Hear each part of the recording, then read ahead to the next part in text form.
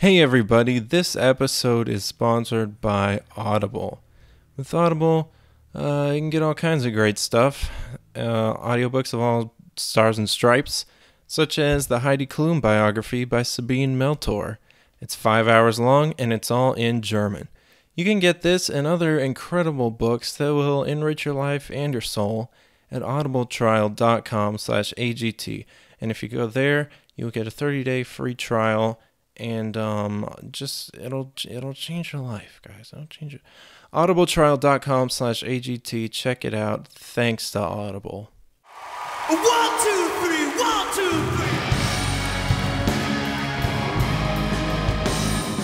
What would you do if I sang? Welcome to our 5th episode of our Season 8 rewatch of America's Got Talent. This is AGT Cast. I'm Cody Patterson. Along with me is the guy that went prancing with Brad Pitt in NYC. Here's Cody Mims. Hi, that was fun. I'm glad you bring it up. Yeah. Did you break your tuchus? Yes, as is the prophecy.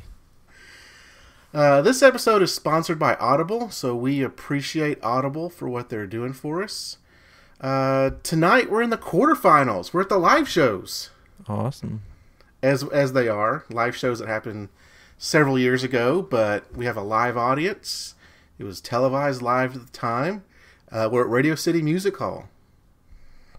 Yeah, they are very happy to be there. Everyone seems excited. Yeah, I'm real happy to be at this point. Radio City Music Hall, this intro stuff, the beginning of this was real exciting. Had a lot of energy in it. Definitely. I didn't realize, from the shots that they did, I didn't realize Radio City Music Hall was that big. Yeah, it's pretty big. Have you ever been there? No, I've been to Carnegie Hall though, but never Radio City. Okay, well, good. I've been outside of Radio City Music Hall. I've never actually been inside, so that's as close as I've gotten so far. Cool. Are you ready to get into the episode? Yeah. Well, we open up with the Rockettes, with Heidi and Howie being a Rockette. We then see Mel B descend from the ceiling and Howard appearing from below stage. Pretty big production going on here for Radio City Music Hall. Yeah, that was pretty cool. Yeah. Nick looking really dashing in his white suit. Thought he was pretty snazzy in that. Now, one thing that they mention here, and I'm not sure if we've done this before, is this the first year that we've done voting on Twitter? I think so. I don't know. I can see why they don't do that anymore, though. I was wondering, is this the only year that they did voting on Twitter? Maybe. I was trying to figure out how that worked. Do you happen to know how the voting worked on Twitter? No. It might have just been with a hashtag, or maybe signed into their website. I don't know. It's so easy to make Twitter accounts, so. Oh, yeah, it is. I mean, you can fake that, because they tried to say only one vote per account, but if you really wanted to, you could totally fake that. Yeah. Well, we find out only 4 out of the 12 acts that performed tonight go through. That's a pretty small number. A third of the acts go through. Mm-hmm. But we start off with Anna Christine, an 11-year-old singer, and in her package we see at home playing her piano.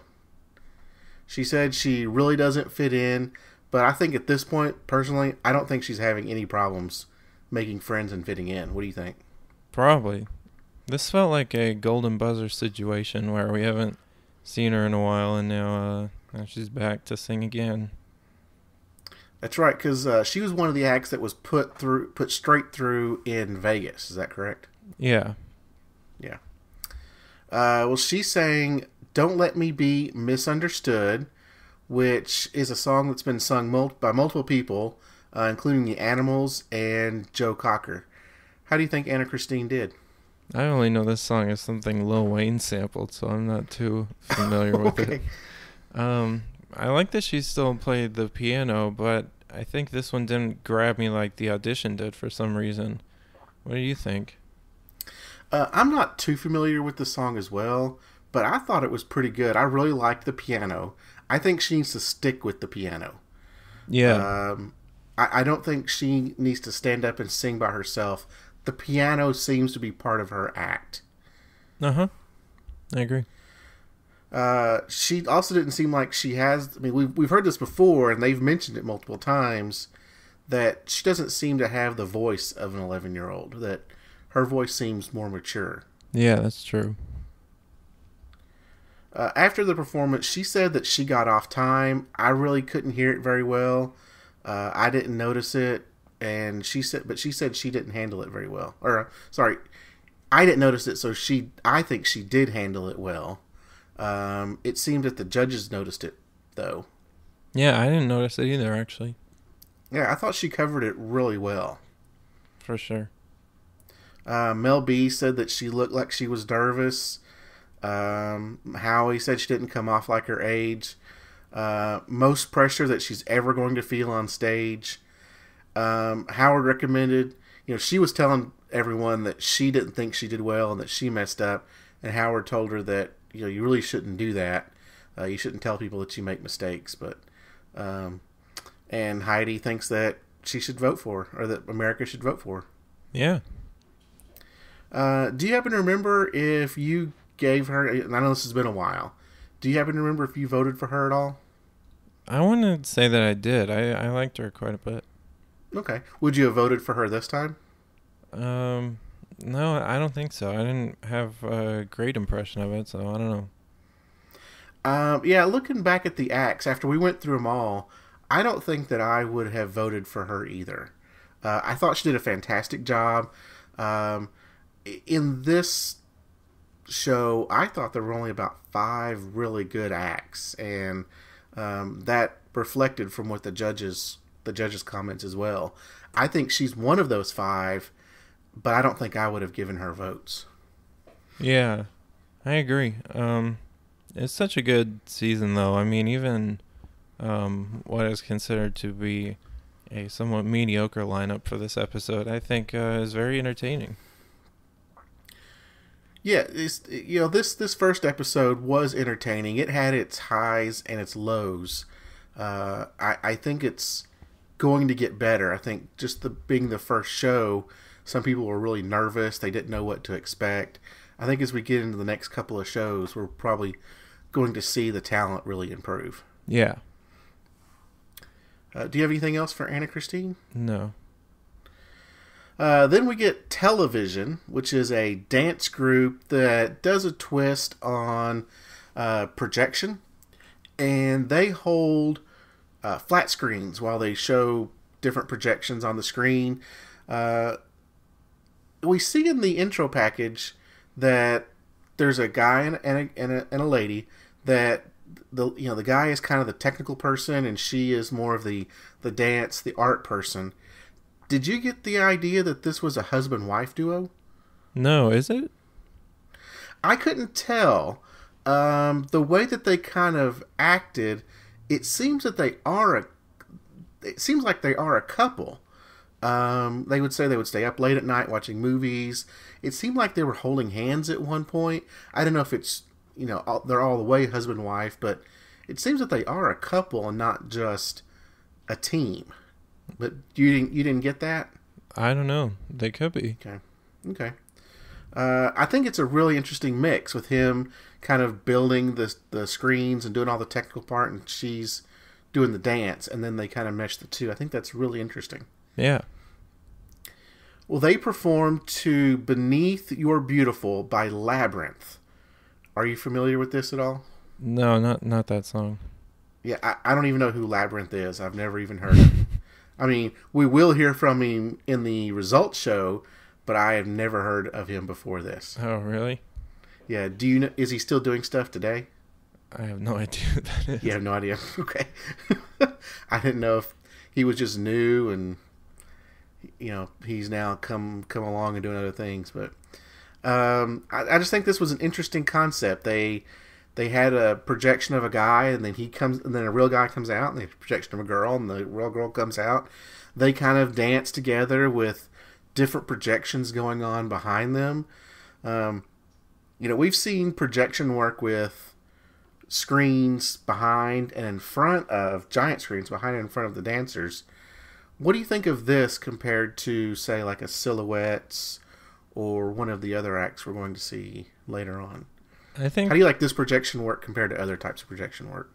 I think this one actually feels pretty gimmicky. I mean, it's pretty cool. I don't think they're really squandering the idea, but something about it just isn't $1 million act for me.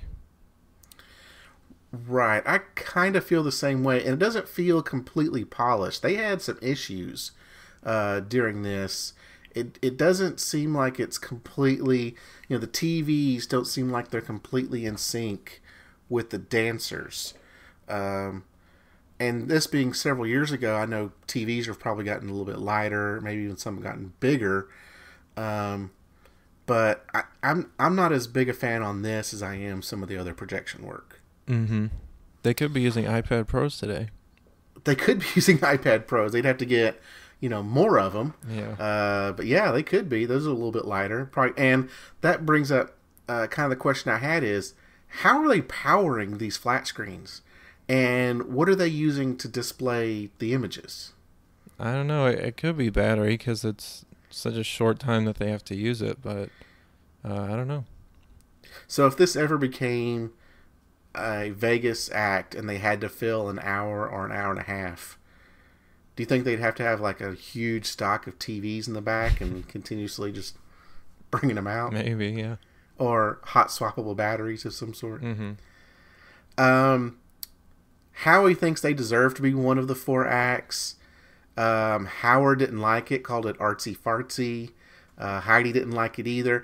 The judges, I saw tonight that there were times where 2 judges would be on one side and 2 judges would be on another side.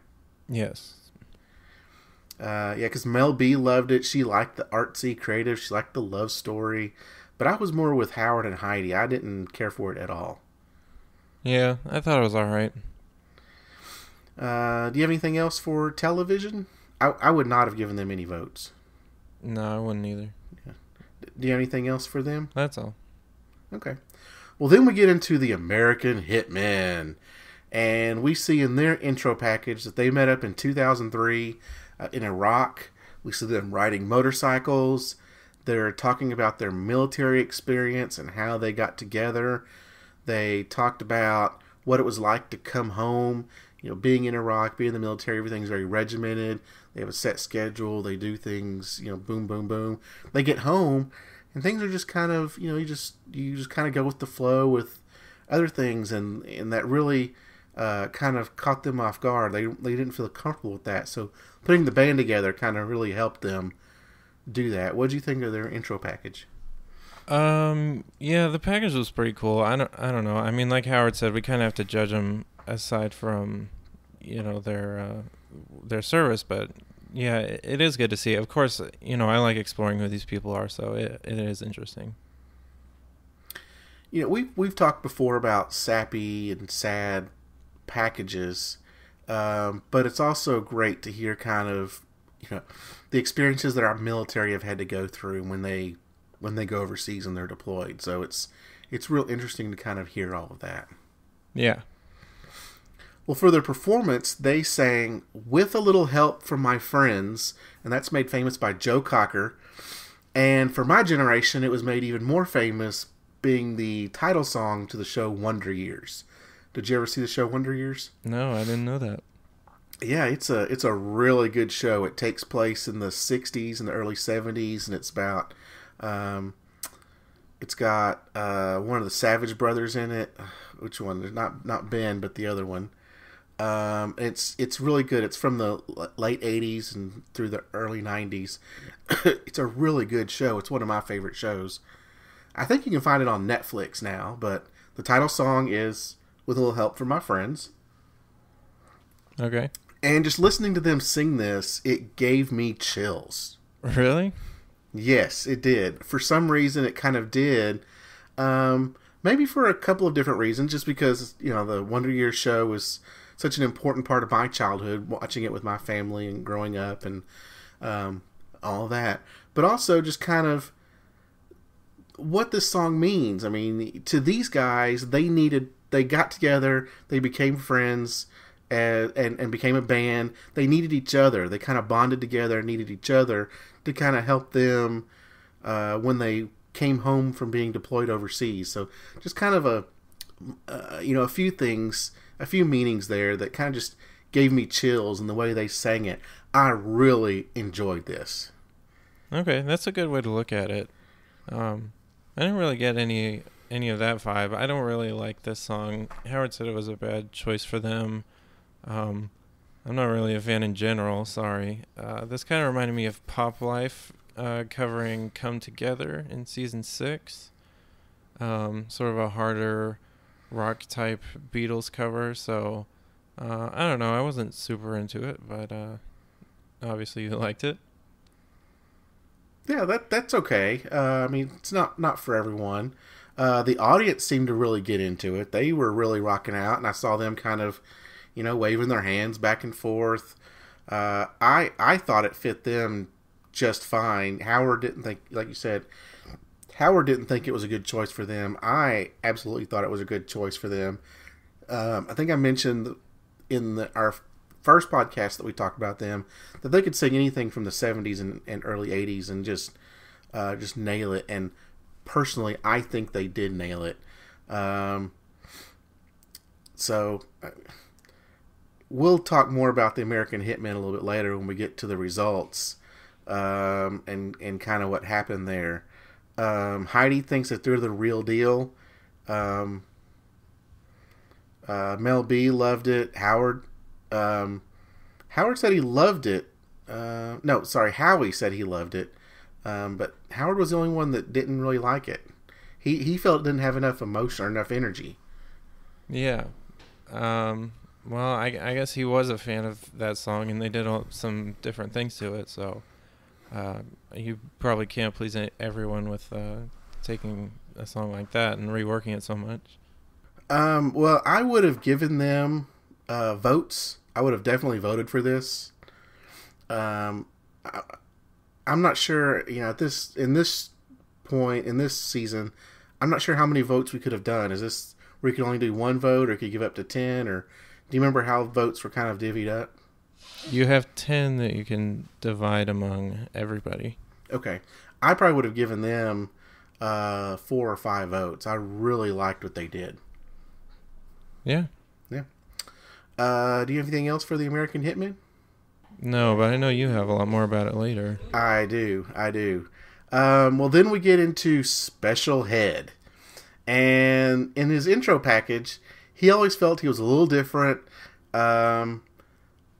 He would go on imaginary adventures. He actually says he lives on a short bus.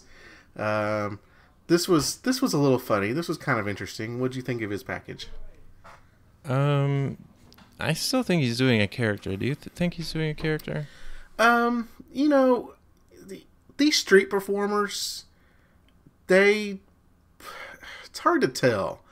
Some of these street performers, they actually believe some of the things that they do, but it's very possible that he is doing a character. Yeah. Well, if he is, he's certainly committed. He is committed to it. Yeah, but if you commit to it too much, does it then become who you are and not a character anymore? Yeah, that's true. He could be so deep into it. Well, he said he was going to physically alter the matter in his body. When he said this, what'd you think he was going to do? Levitate a little bit like he always does. Well, that is basically what he did. He kind of had this Egyptian theme going. He kind of had some design patterns on his head and a third eye on his forehead, and he was standing on top of a pyramid, and then he went into his trance and just started levitating. Then he vanished. Yeah, this felt kind of silly to me. I wasn't really that impressed. What was your impression? Yeah, I don't think you were alone in not being impressed by this. Okay. It seemed that the rest of the Like all of Radio City Music Hall was wondering what in the world just happened. They just didn't understand it at all. And then all of a sudden, Nick comes out and trying to make excuses about live television and not knowing what's happened. And then all of a sudden, we see Special Head on the screen outside Radio City Music Hall, breathing really hard. Yeah, I don't really know why they put him through Vegas week. I don't either. I think there were several other, and at least a couple of other acts that we would have liked to have seen come to the quarterfinals instead of him. Yeah, for sure. Even after Howie said that his Vegas week performance was not as good as his audition. Mm-hmm. Well, he's never going to surprise him like he did the first time. So did he just, when he vanished, did he just then like run outside? I think so, yeah. And stand on the balcony? Yeah, I don't know how far away he had to go. Okay. And you think that was live and not taped? Yeah, I guess it could have been taped, but I think it was live. Okay. Well, Heidi, Heidi said that she saw a little piece of his special head. Yeah. Mel B said she found it funny, and he said, "Well, that's kind of my goal, is to make you laugh and make you happy." And she said that she doesn't want him to make her happy. Yeah, this was kind of a miss. Yeah, this was just all around one of the worst acts of the night. Dang. Yeah. Do you have anything else for Special Head? I think that's it. Okay. Then we get fresh faces, 9 and 10-year-old girl dancers. In their intro, they said they'd been dancing since they were 3. They're best friends. They seem like typical girls. They go out and just do a bunch of girl stuff. They dance all the time. They practice every day. And they even called their moms their personal assistants. What'd you think of this? I thought they were not that good. What did you think? Oh, their performance? Yeah, their performance was not good. I think one of them called it like a dance recital. Mm-hmm. That's accurate. Yeah, it was very accurate. They weren't in sync together. They seemed like they were each doing kind of their own thing. Yeah. They're young. They're 9 and 10. They've still got their whole dance career ahead of them. I hope they didn't let this get them down. Yeah. Nick saying, "Did you guys have a good time here at Radio City Music Hall?" It just sounded like he was ushering them out the door. Right. Nick does a really good job at trying to make light of a really bad situation. Yeah. He's really good though about asking them, what'd you think of this? Do you feel any pressure? Well, I didn't until you just asked me that. So, Mm-hmm. It was fun to watch, but it's like it's not $1 million act. Yeah, for sure. Heidi did say she liked it. She says this is what AGT is all about. I guess. Yeah, sure. Okay, so next we get Collins Key, a 17-year-old magician. In his intro package, we saw him doing card tricks with people out on the street. What'd you think of his intro package? It was pretty cool. He's very confident, and as he says, I believe he has swag. You think he has swag? Yeah, didn't he say that when the guy brought the ladder out? Did I mishear that? Oh, no, you're right. He did say that. Yeah. He did say if he wins, he would not only be the youngest magician, he'd be the only magician. Yeah, that's true. Too bad he can't be in the year of the magician. Mm-hmm. Now, this was an interesting take on a trick that we've seen before. He put tablets on the table in front of each judge. They look like Microsoft Surfaces. Is that kind of what you got? Or could you tell? Yeah, I wasn't sure what kind of tablets they were, but perhaps. They kind of look like the stand for the stands kind of look like those from a Microsoft Surface. But anyway, that's not key to the trick. So he had the judge. He went judge by judge, and he would say, "Okay, name something you do." And I think Howie said prancing, and then he asked one of them to, name a person that's not in the building, Brad Pitt, and name a place, New York City, and then he had Howard name a body part, and Howard said "took us." So they had to tweet all of these hashtags, and then he had a little box hanging from the ceiling that he called his secret treasures. Apparently, he had a dream a while back, and he put the things that he had that dream about in that box, and he locked it. And then he took a piece of paper out, and on that piece of paper was each one of those words that the judges said. Did I kind of get all that right? Yeah. Yeah.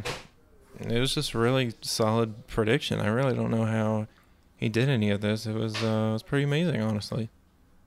This was incredible. I really enjoyed watching this.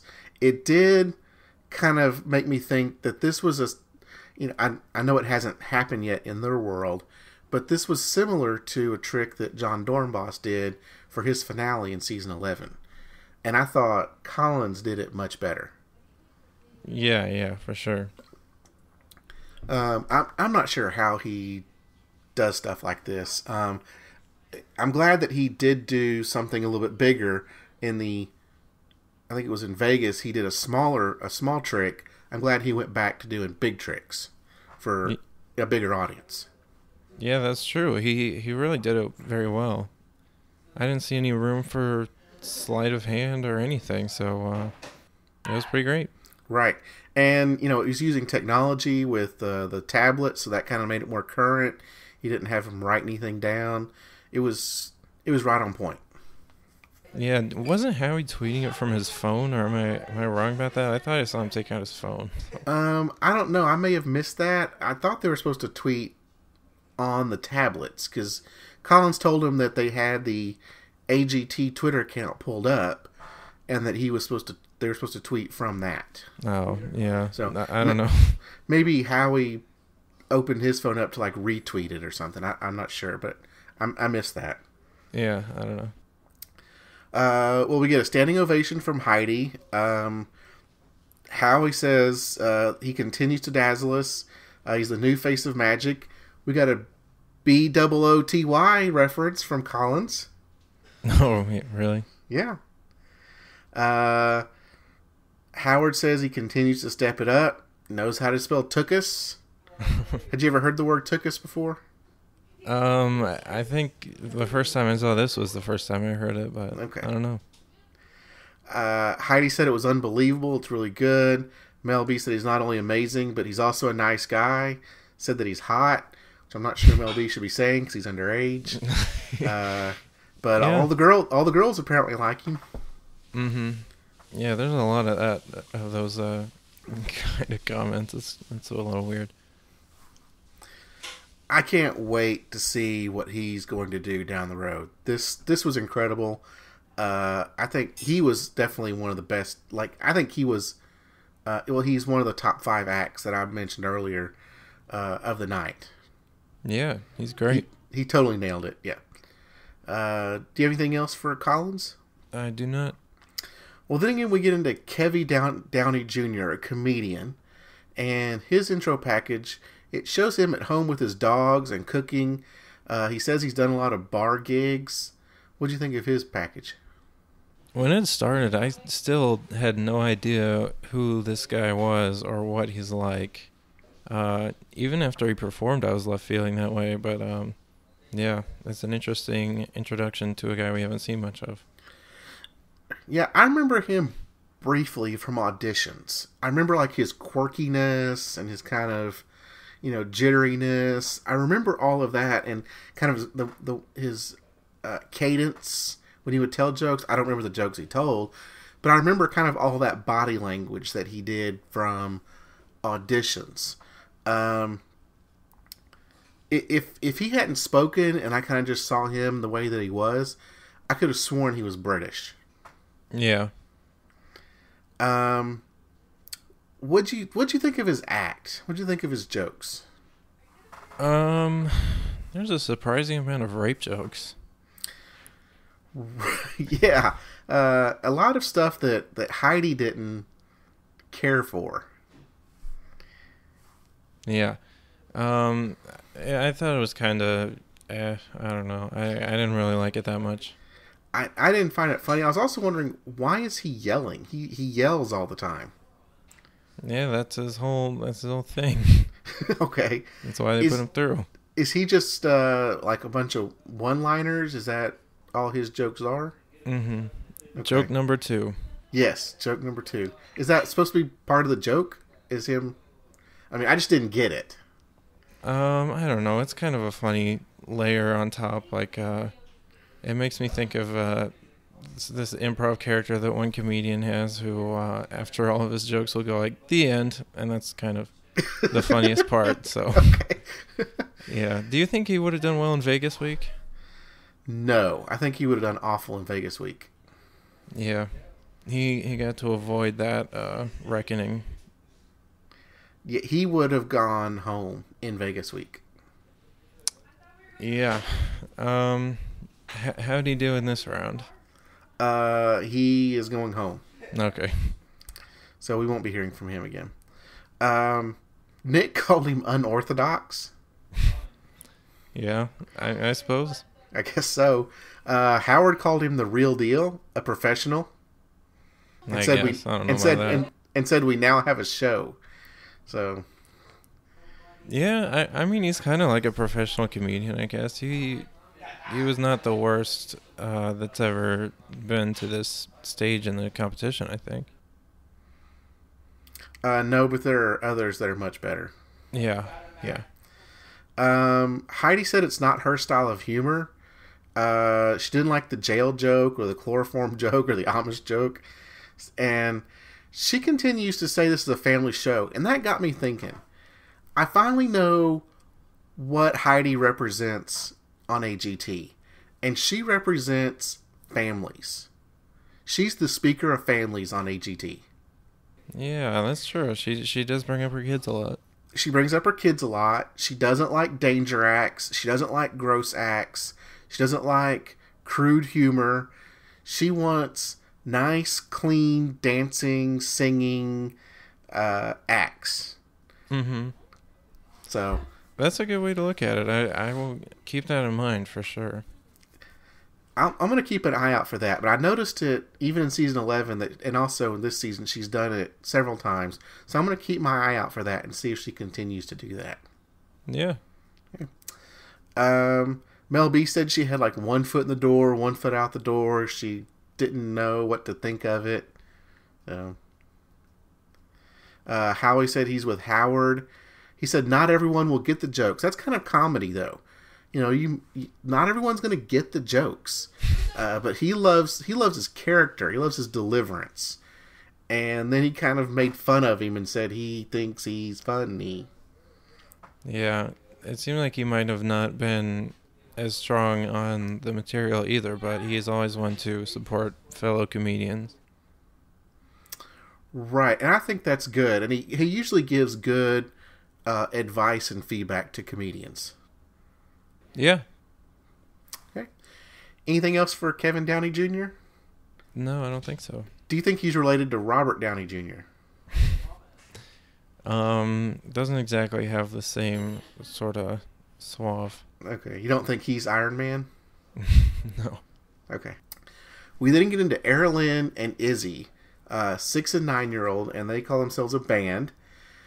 In their intro package, she says her teachers are wanting her autograph, and Erilyn can't stand pop acts. She can't stand Justin Bieber. We found out they got 14 million views on YouTube of their audition. Yeah. The dad kind of gave us a backstory and said that he and Izzy were jamming at one point, and then Erilyn decided she wanted to join in and just couldn't believe the sounds that were coming out of her. That's pretty cool. For their act, we see Erilyn sitting on a swing in a flower dress, singing Twinkle, Twinkle, Little Star. And then it kind of breaks out and goes into her yelling and screaming and starts singing about stepping in dog poop. Mm-hmm. With the set and everything, they're leaning. I'm really talking about the producers here. They're leaning way too hard into the cute little girl aspect of it all. But that being said, the song is pretty amazing. Erlen's songwriting is top notch. I didn't like this at all. Well, and maybe it was I couldn't focus on her actually singing. In I was still trying to transition from her being the sweet little girl into this yelling, screaming thing, and I couldn't get into it. I think in auditions, I think she went like straight to screaming, Mm-hmm. and I think that's what I need. I think I'm with you and with the judges that I couldn't get into the sweet little girl and then the yelling and screaming. Yeah. I mean, I was more amused by it than anything. I don't know if I would have actually put them through. But You wouldn't have voted. You wouldn't have voted for them. No, probably not. Would you have buzzed them like Howard did? No, but I understand Howard's frustration with the other judges. They were making a lot of excuses. Yeah, he says it's time to stop the nonsense. Yeah, that's fine. I mean, Howie actually likes this kind of music, so he's probably the most qualified to talk about it. But they're not gonna get everybody's votes. Do you think Erin Lynn Erin Lynn looked like she was about to kill someone with kind of the stares as the judges were talking? She was staring them down, looking like she was going to kill them. Yes, they took their feedback very seriously. Howie threw out that they've gotten more hits on YouTube than Jackie Ivanko, and they should do a duet with Jackie Ivanko. He was rambling by that point, I think. I'm glad that we're not going to see any more of her. I kind of agree with Howard at this point that it's just, okay, let's get to some real acts now. Yeah. Okay. Do you have anything more for A and I? I don't think so. Okay. Then we have Alexandria the Great, and she's an escape artist. And in her intro package, we see that she wanted to do some escape artist stuff when she was younger, but she didn't know how she could get into it, and then she started a family. So now 16 years later, she's finally getting into her escape artist, and her family is supporting her on all this. She said that she is doing an act that even Houdini didn't want to perform, and it's an underwater straitjacket with chains wrapped around it. What did you think of this? Yeah, Howard put it well. She's really going up against Houdini, which is very cool. And she has some very cool escape tactics. And it was a good idea to keep the commentator, which I believe is her husband, maybe? I believe so, yes. The whole thing was pretty intense. It was great. It was intense, and it was interesting once she got in the box, but I want more build-up. I want her to kind of explain, hey, I'm wearing a straitjacket, I'm going to be underwater in chains, and hey, I need for someone to check all this and make sure that it's real, and, you know, I want more mystery and build-up. I didn't... It was nice to have the commentary to kind of explain what she was doing, but at the same time, I don't want you to explain to me what she's doing. I want her to explain at the beginning what she needs to do and the obstacles that she has, and then I just want her to do it. I think explaining to me what she's doing kind of loses some of the mystery. Okay. Mel B said watching it was terrifying. Howard thinks she did a great job. Heidi was entertained. Would you have given her any votes? Probably so, yeah. Do you think she could do this for a full show? I mean, she did look very tired by the end of this. I don't know if that is what they were talking about, or if they just thought people would not be interested. But yeah, I think she could certainly be somebody to do a full escape show in the modern era. You're right. They did mention her breathing, and I think it was because she was underwater for a minute or so. Yeah. And she comes up breathing real hard. It would just be kind of hard, and especially if you don't have any kind of explanation or narrative or anything of that going on. How is she going to then transition and just doing another thing right after that? Yeah, it'd be hard. I think she needs to work on her showmanship, and they've talked about showmanship before. It's a neat trick. I just think she needs more showwomanship, whatever it may be. Yeah. Okay. Anything else on Alexandria the Great? No. We then get into the Kristoff brothers, and these are some hand balancer best friends. In their intro package, they said hand balancers are usually slow and methodical, and they want to make it extreme. They perform to "Everything I Do for You" by Bryan Adams.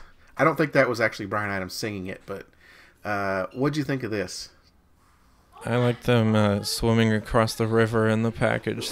That was, yes. Yeah. Yeah, they've got a good sense of humor. They're so good. They're very gracefully silly. And, yeah, I can see why they are called the best act of the night. They're top notch. Did you like the theme where all circus performers have frozen and they have to then come and what's going to save circus performers? And did you like that? I guess. I don't know. It got out of the way quickly, so I don't know. I just like seeing them. They're so smooth. They are, and they're really funny. They really enjoy what they're doing. Yes. They're probably about as smooth as Hype. Maybe. Or smoother. They're probably smoother than Hype. Yeah.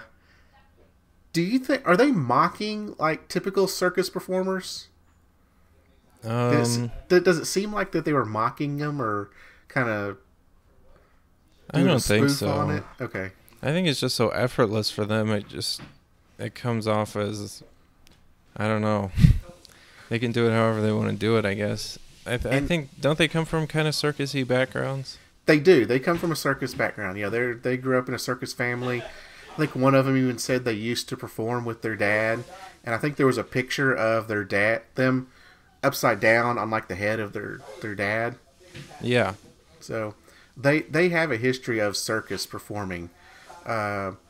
What was the issue with the jockstrap? I mean, what was that about? Just part of the comedy. Okay. Nice glittery jockstrap that one of their moms put together. I guess so. I don't know. Okay. Howie said it was by far the best act of the night. Howard said best act of the night so far. Heidi called them hot, gutsy enough to wear. They had a silly outfit on. Mel B said they were mini He-Mans. I didn't have them as the best act of the night, but they are getting that top 5. Who was your best? Have we seen your best? The American Hitman?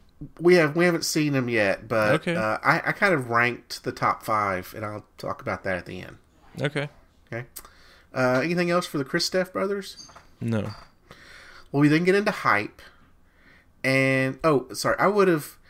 I kind of enjoyed the Kristoff brothers.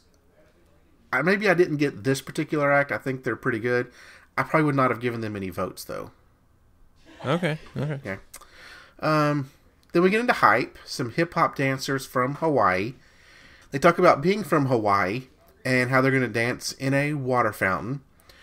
I thought this was an interesting take in their performance from the broadcast perspective, where they started out with kind of a sepia look, very old-timey. Yeah. And then it went into color, kind of like a Wizard of Oz type thing, where it starts sepia or black and white, and then goes into color. What do you think of this? I thought that was pretty cool. I was surprised to even see them here because didn't the judges not like their Vegas week performance? The judges did not like their Vegas week, but they still put them through. Okay, I kind of thought they were out of the competition, but whatever. I thought this was such a better song choice, and it was enjoyable, and they were cool, but I don't know if it's in the top tier of talent here.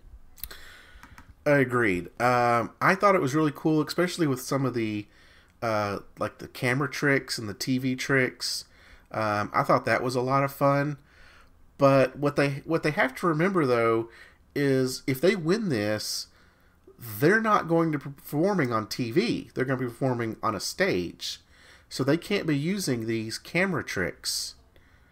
Yeah, I mean, it raises an interesting point. I mean, how all out can you go on that? I mean, most of the people who are going to vote are going to be watching at home, so I don't know. Right. I mean, for the show itself, for AGT, yes, all the people will be voting at home. And Howie even mentioned that while they were sitting in the results, while they were sitting there, they didn't, they know that there was a lot of camera tricks and all that. And people watching at home will see all of that, but if they win this, the performances that they're going to do on a nightly basis are not going to be on TV. So they can't depend on that the whole time. So yeah. I see what you're saying. So to go back to Vegas, Hype was put through along with Kid the Wiz. Those were the only two from the dancing group that got put through. Oh, okay. Howard called them above average, but above average is not enough to win. Yeah. It just depends on how far above average you are. True. Yeah. Anything else for Hype? No. Okay. We then get into Brandon James, and this is our last act of the night, a singer. And his intro package is he talks about when he came out to his parents and how they won't accept him. But we see the father, and I think we've talked about, I think from his auditions, we didn't know if the father was in the picture. We find out the father is in the picture. And did you gather that they now accept him fully? I don't know about fully, but Okay. it was quite the turnaround. It surprised me, honestly. Yeah.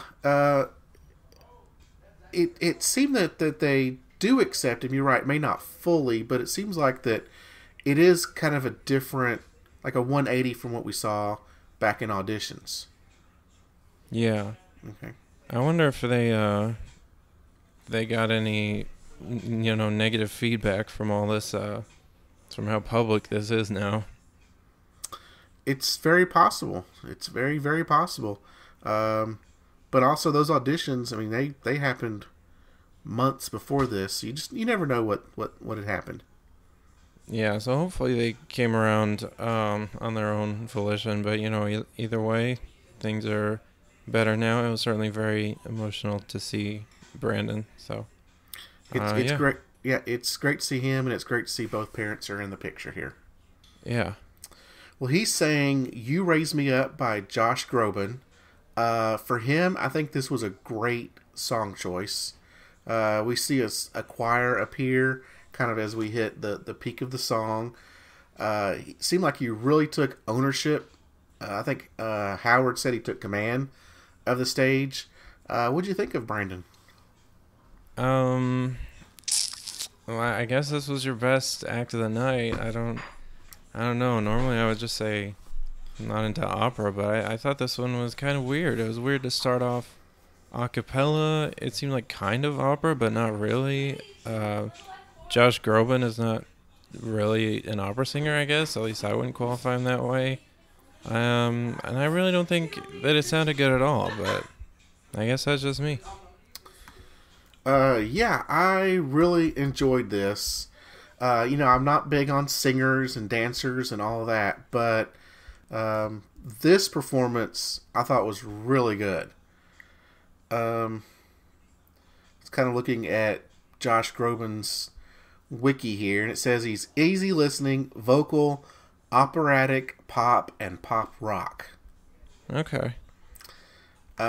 I didn't feel that this was true opera. It's, you know, some singers like him and maybe Jackie and some others that sing opera also can just sing classical. And and I would say "You Raise Me Up" is probably in that. I think what they call it operatic pop.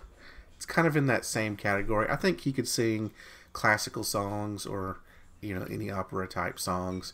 But I really really enjoyed this. I thought it was a lot of fun. And I like his presentation. I like that he took the mic out of the stand, stepped up and just went for it. He didn't just stand behind the mic and sing. Mm-hmm. He committed. He did commit. So yeah, Heidi said she's always loved him and his story.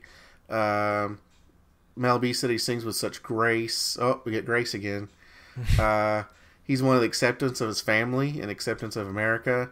He took command. Howard said he took command, crushed it. So yeah, you're right. This was, as much as I'm not big on the singers, this was my favorite act of the night. Cool. Yeah. I talked about my top 5 earlier, so I had him, then I had American Hitmen right behind him, then Collins Key, then the Kristoff brothers, and then Anna Christine. And those, to me, seem those 5 seem to be the only ones that did a fantastic job. Okay. Do you agree or disagree with any of that? I think my top 5 would be Kristoff Brothers, Alexandria, Collins Key. You have all those? I didn't have Alexandria. Okay. And then, yeah, I don't know, maybe Hype or something. So Okay. I guess I don't really agree, but this was an interesting show. This was an interesting show, and I think it just being the first one, I thought they did a really good job opening up with Anna Christine and closing with Brandon James. Are you of the philosophy when you do stuff, do you rather go first or last or in the middle, or does it matter? Well, people remember the things that are either first or last in a set, so it would probably help you vote-wise.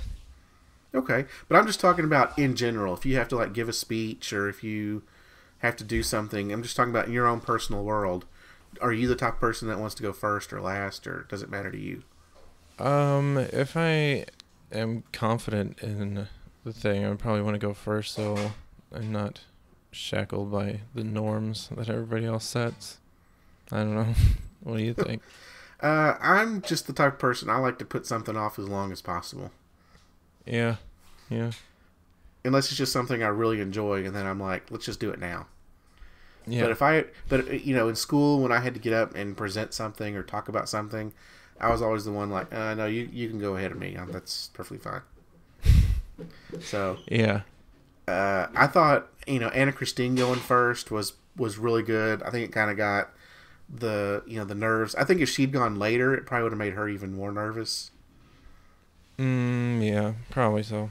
And then closing out with Brandon James, I thought that was a pretty good choice. But you're right. Overall, it was a pretty good night. It would not have made my picks for who to vote for very difficult. I would have voted for Brandon, American Hitman, and probably Collins Key would be my 3 that I'd give votes to. Yeah. Well, do you have anything else to talk about on the show itself, on the performances? I don't think so. I haven't seen the results show. I'm not totally. I don't remember exactly what the results of this are. So, yeah, we can get into that, I guess. Okay, well, we'll get right into the results. We find out at the beginning of the results show that Howie performed at Radio City Music Hall in September of 1987. Wow. Yeah, is that before your time? Yeah. Yeah. By about 10 years. Howie said that he thinks that America had one of the toughest jobs trying to vote for these acts. Would you have agreed with that, or? I don't know. I think we'll see some stronger nights to come still. So, yeah. Okay. Do you remember in season 11 when they had the clip of Nick going to the schools and like talking to the kids and showing them pictures and have them talk about the judges? Yes. Is this the one where Howard did it? Well, Howard himself didn't do it. I think it was more of a, like, they didn't show the person, so I think it was maybe just a producer that went and did it. But it was very similar to that. So they would show the kids some pictures of the judges and have them talk about them. And I think they even had them dress up and act out some of the stuff that the judges do. It was really funny. They even gave the kids, like, some buzzers to play with. So it was really cute and really fun to watch. That's cool. One of the kids said that he loved the guy that ate the chili pepper. Yeah, who was that? I'd have to go back and look up his name, but yeah, he ate the chili pepper, and then he would jump in the tub of ice water. Yeah. Okay. The producer asked them about Special Head. Mm-hmm. One kid said that he looked Hamus, which is handsome and famous. Okay. Oh no, sorry. They asked the kid. They showed him a picture of Nick. I totally screwed that up. They showed him a picture of Nick, and they said Nick looked Hamus, handsome and famous. Yeah. Sure. One of them said Nick is not as funny as Howie, and one kid asked how he got famous. So this was just a really cute kind of thing just to see. We saw a little clip of when they were at the beginning of the season. They had people submit drawings for like the Snapple Cup. They showed the 4 finalists, so we'll hear who that's going to be later on. We found out Collins Key was trending on Twitter. Wow. Someone called him the Justin Bieber of magic. I guess. I guess, yeah. Found out he doesn't have a girlfriend. We found out one of the Kristoff brothers can bench 350 pounds. That's impressive. It is impressive. And then we get a performance from Labyrinth and Emily Sandé. Okay. Do you know who Emily Sandé is? No. Nope. I have no idea who either one of these. I was kind of tuned out. I just listened and did some other stuff. It's good filler, but didn't do anything for me. We then get a shot of the Orville Lounge. Got to pay the bills. At this point, I think we're about 20 minutes into the show, 20, 25 minutes. I'm about ready for someone to get eliminated. I'm ready to see someone go home. I was done with filler stuff.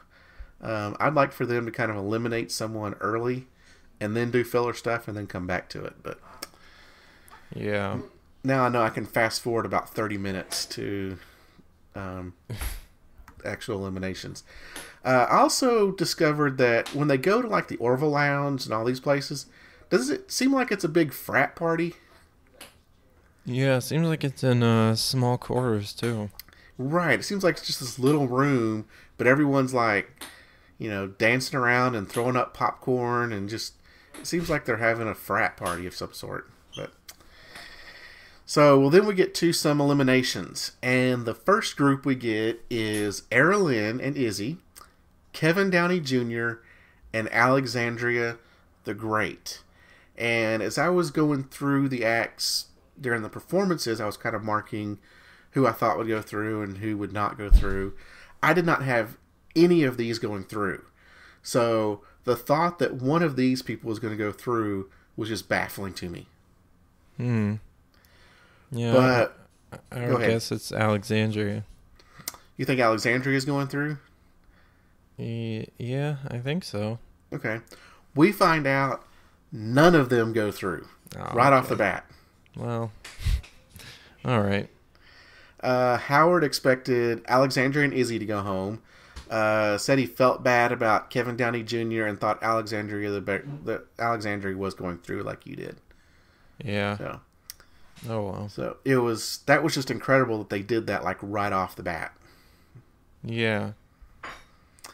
Well, then they pull up in the next group: Special Head, Fresh Faces, and Hype.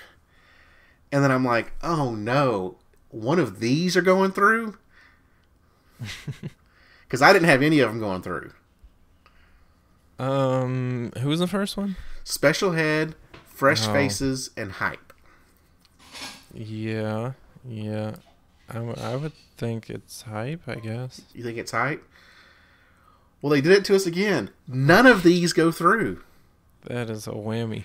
That is, I mean, so right off the bat, 6 acts are eliminated. Well, you should certainly got what you wanted. Yeah, so they've already cut the field in half at this point.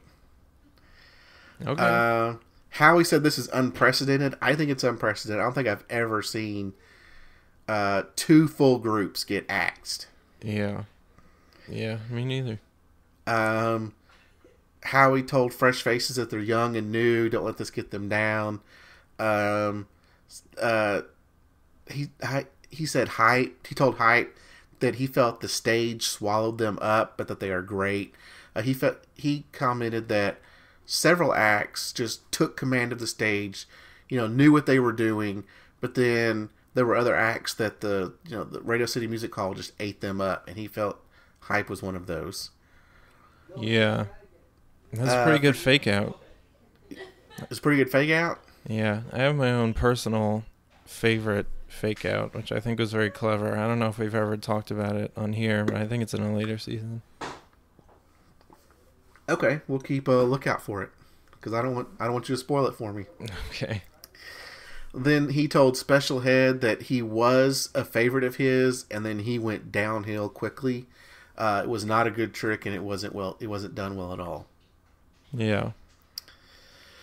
So then we get in the third group Television, Collins Key, and the Christoph brothers. Well, I want to say we have 2 going through then. Okay. I would think it'd be Kristoff and Collins.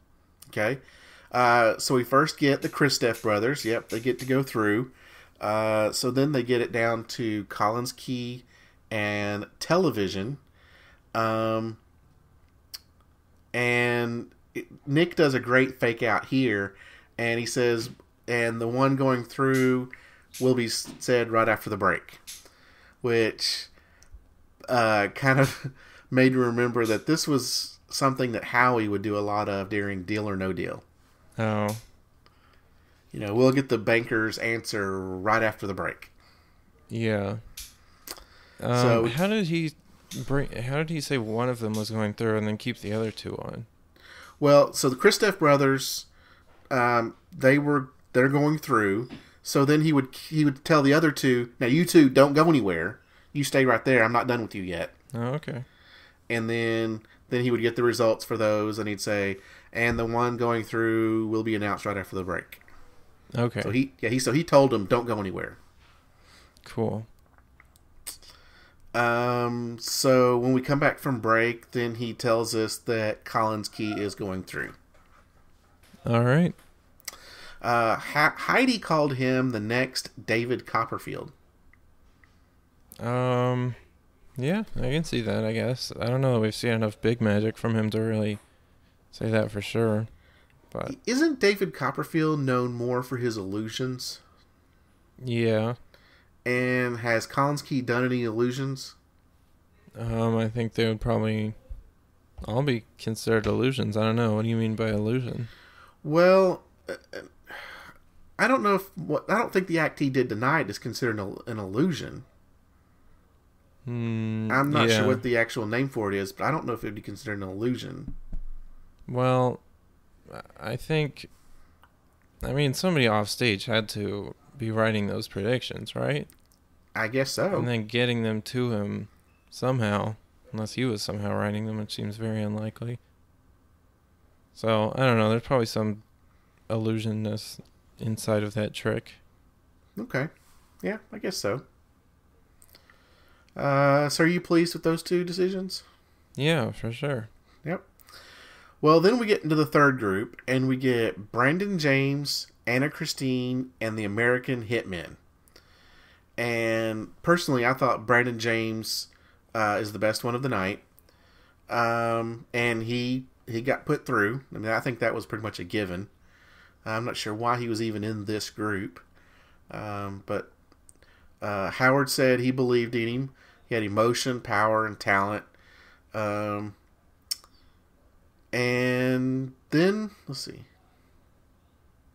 We then see a clip from the previous night, from the performance night. And the judges were kind of talking to each other. And they had some predictions about what was going to happen in the results. And they pretty much nailed it. They had, they picked all the top four, as well as, they picked Collins Key and the Kristoff and then Brandon James. And they said, I think even Howie said, it could come down to Anna Christine versus the American Hitmen. Wow. Yeah. It's a pretty good premonition there. Yeah. So after Brandon James goes through, that's what we see is Anna Christine going up against the American Hitmen. And I must have missed this because it came down to a judge's vote. Oh, okay. Yeah. Which caught me off guard. Because I was expecting that American Hitmen would just, they would get the most votes. But apparently Anna Christine and American Hitmen finished right in the middle. So it came down to the judges' picks. And we had Heidi pick Anna Christine. We had Mel B pick the American Hitmen. We had Howie pick the American Hitmen. And then we come down to Howard. And of course, Howard's going back and forth. And he says he didn't like that Anna Christine admitted her mistakes. But he also didn't like the song that the American Hitmen picked. And didn't feel that it was very good that night. And he completely wronged them. Even though he has been wanting a great rock band, and he was so excited about them during auditions, completely wronged them, and went with Anna Christine. Yeah, it feels like quite the betrayal. Yes, I completely agree with you on that. So then it comes down, and we've seen this numerous times, because it's now a tie between the two of them, because none of them have the bones to really step up and be a deciding vote. So then it goes to America, and whatever America voted for. And for some reason, America also wronged the American Hitmen and picked Anna Christine. Yeah. Well, I know this is putting you on the brink, but I think I actually prefer Howard to really vote his conscience, as you might say, and not be so hung up on this act that he has picked as his golden child to just put them through no matter what, which I think all the other judges are somewhat guilty of. So I kind of prefer that. I kind of agree with his decision, so I don't know. It seemed that Howard didn't really know what he wanted to do, because he kind of saw fault in both acts. So I'm not sure how he eventually came up with the decision to go with Anna Christine, because he didn't like that she admitted her mistakes, but thinks that she can overcome them. But at the same time, wants a big rock band, loves this big rock band, just didn't like the choice of song that they make, didn't feel that they had the energy that they had during auditions. But I feel that they are a better act than she is. She's good. I just feel that they are a better act. Yeah, I suppose. I don't know. I mean, which one do you think would have... Do you think they would have gone farther than she would? Yes. I think they were a finalist. I think they... if they had kept going, I think they could have been a top 5 act. Okay. Yeah. And I think I had them... Yeah, I had them in my top 10. Yeah, well, I mean, she did win America's vote. That's what's still amazing to me as well, that America likes her better than... And again, America let me down. Can't depend on America for anything. Yes. When it comes to AGT, I just can't count on America for anything. So, after seeing that the American Hitmen were eliminated, I was curious to see if they were doing anything these days. So, I found out they're on Facebook. They've got their own website. They're on Twitter. They have 70,000 followers on Facebook. That's pretty good. That's really good. That's more than we have. Yeah. They have 70,130. That's about 70,127 more than we have. So they're doing really well for themselves. They're touring. I started following them on Twitter, and they tweeted out a bunch of tour dates that are coming up this year. So they've got albums out on iTunes. So the American Hitmen are doing pretty well for themselves. Well, that's good. I did send out a nice little tweet to them to let them know they were wronged by Howard. They're probably aware of it. They probably don't want to hear it from a dude that's watching this 3 years too late. But I want to let them know that I appreciated their act and I really enjoyed it and think they should have moved on. You could have been the deciding votes. I could have been. If I had, I bet we missed out on one vote. If I'd been watching, if I hadn't let Olante Dogs get to me, then I could have voted for American Hitmen, and they could have gone on through to the semifinals. I'm sure they're fine. Yeah, just go ahead and twist that knife a little bit more for me. Sorry. So yeah, I'm happy for the American Hitmen that they're doing so well. Yeah. Do you have anything else on the results? No, I don't think so. Well, kind of refreshing back to my top 10 that we talked about last week. I have Kenichi, I have Taylor, I have Collins Key, Sam Johnson, Forte, the Hitmen, Military Spouses, Fresh Faces, Sprice, and Ruby and Johnson. And 2 of my top 10 have already been eliminated. But one went through. And 1 went through. Collins Key went through. So 1 out of 3 isn't bad, but I wish I could have made it 2 out of 3. Yeah. After seeing Fresh Faces, they didn't deserve to go through, but I still think the American Hitmen did. But as it is, we will move on to next week. And next week we get the Struck Boys, Brad Byers, Forte, Sienna Pelikai, Aqua Nuts, which I'm still curious how that's going to work. If we're going to have to go to a pool to watch them perform on a live performance. Angela Hoover, Alexander Magala, Kid the Wiz, Dave Shirley, Innovative Force, Marty Brown, and your boy, Tone the Chief Rocca. Cool. That's a lot of names I don't recognize, though. Yeah. Some of these we haven't seen in a while. Aquanuts we have never seen perform. Oh, wow. We saw a brief clip of them in auditions, but we didn't know who they were. But yeah, you get Tone. We get Marty Brown. I'm not expecting a lot from Kid the Wiz. I didn't think he would make it through Vegas. We get Forte. I don't think the Struck Boys, I don't expect a lot from them. So this could kind of be another week where we have, 4, 5, or 6 acts that do really well. Or I could be completely surprised. Yeah. I'm going to be very tense during Kid the Wiz's performance. Don't drop that hat. That's right.